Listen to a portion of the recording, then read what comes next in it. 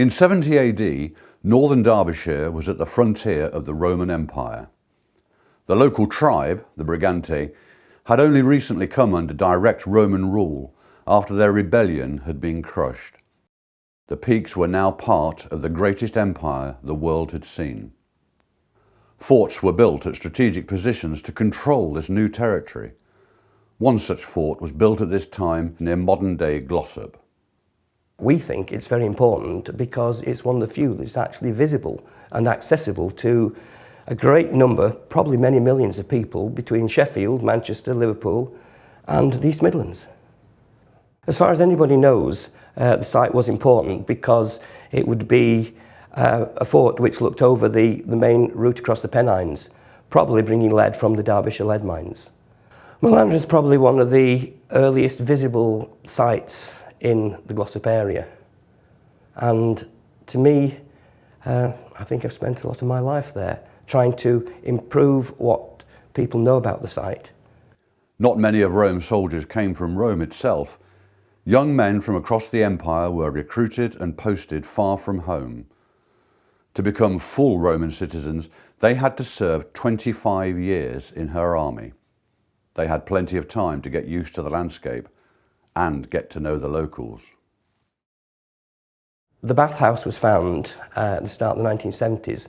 One of the pieces that came out of it was this piece of tile, which has a tile stamp on it, which shows that it was made by a particular unit who are known from a couple of other tiles and the stamps on them that they came from Portugal. We wanted to understand what life was like for the people of Melandra Fort and the mixing of these two cultures, to know what these soldiers brought with them and what they may have absorbed from their time in the peaks. So we asked someone who would know better than most. And this could have been where they had their salted sardines. A bit like the Roman soldier used to take his sardines in salt. I also bring my sardines from Portugal, and it's something English friends always ask me to bring sardines, because even having tin sardines in English supermarkets, they say it's quite different. I've got the real product. When friends come to visit, I always like to have Portuguese products. I don't miss Portugal because I can go there anytime. Because we are in the Midlands, the thing I miss more is to live away from the sea. I really miss that. I read something in a book that Portuguese soldiers thought to wear trousers was very feminine and weird because they thought they used to have their strong legs showing.